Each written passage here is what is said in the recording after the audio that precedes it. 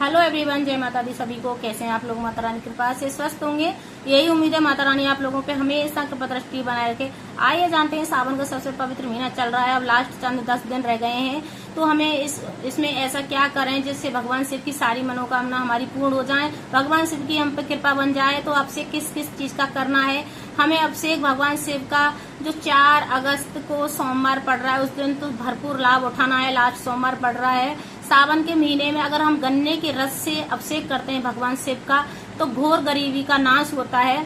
तो कैसे करते हैं? हमें एक देसी घी का दीपक जलाना है और एक तिल के तेल का दीपक जलाना है भगवान शिव का। फिर गन्ने के रस से हमें अभिषेक करना है जिससे हमारे घर की गरीबी दूर हो जाए, माता लक्ष्मी की हम पे कृपा बनी रहे।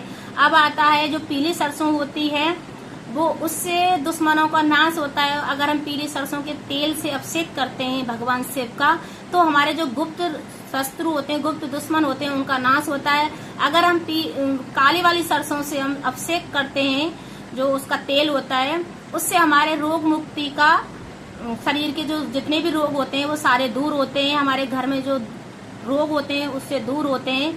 इस प्रकार से हम अभिषेक कर सकते हैं। अब आता है जिन बच्चों के पढ़ने में मन नहीं लगता है, पढ़ने में उनकी रुचि नहीं है, तो वो जो भगवान शिव पे या कोई भी भगवान पे हमें कच्चा दूध ही चढ़ाना चाहिए। कभी भी गर्म दूध नहीं चढ़ाया जाता है, इस बात का भी विशेष ध्यान रखना है। तो कच्चे दूध में बूरा या चीनी मिला के भगवान शिव का अभिषेक करते हैं तो उन बच्चों की बुद्धि तेज होती है।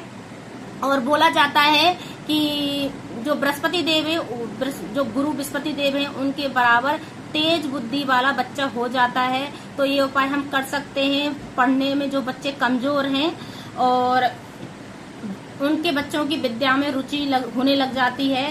अब आता है अगर हम गंगा जल से अभिषेक करते हैं तो हमारे जो मृत्यु के समय पे जो दर्द होता है वो एक पैर में जो कांटा लगता है उसके बराबर भी दर्द नहीं होता है अगर हम भगवान शिव का गंगा जल से अभिषेक करने पर। अब आता है कि हमें अपने वंश वृद्धि के लिए हमें और क्या करना चाहिए।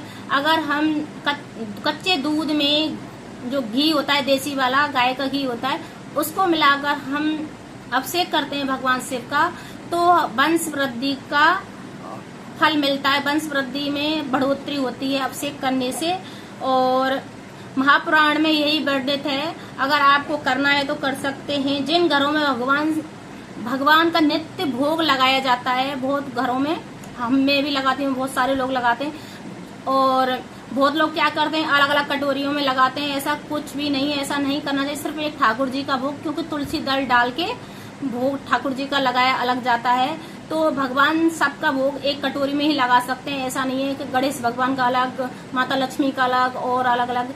जिनको तुलसी दल डाल के भोग नहीं लगाया जाता है उनको अलग लगा सकते हैं, और तुलसी दल डाल के भोग लगाते हैं वो अलग लगाया जाता है। पर ये नहीं हर भगवान की अलग अलग कटोरियां या अलग अलग पूड़े ऐसे रख देते हैं, वो गलत है। ऐसा कहीं भी वर्णित नहीं है। भगवान भाव के भूखे होते हैं। वो तो सिर्फ हम जो घर में खाना बनाते हैं उसके सिर्फ भाव को देखते हैं और उसकी खुशबू को, जो सुगंध होती है उस खाने की, उसको ही सूंघते हैं। तो ये नहीं है कि भगवान उसको वो कर रहे हैं तो अलग अलग लगाने की जरूरत भी नहीं है। भगवान का भोग हम एक ही कटोरी में लगा सकते हैं। बस ये है कि ठाकुर जी का अगर हम भोग लगा रहे हैं, विष्णु भगवान का भोग लगा रहे हैं, तो तुलसी दल डाल के अलग भोग लगाया जाता है। इस बात का विशेष ध्यान रखना है। और जिस घर में नित्य भगवान का भोग लगाया जाता है वो एक तीर्थ यात्रा के समान होता है। वो घर एक तीर्थ के बराबर होता है। भगवान का हम भोग लगाते हैं। अगर मेरी वीडियो अच्छी लगी तो लाइक करें, शेयर करें, कमेंट करें, सब्सक्राइब करें, और हर हर महादेव कमेंट में जरूर लिखें। और जय माता की। खुश रहें हमेशा, यही मेरी उम्मीद है माता रानी से। जय माता दी सभी को।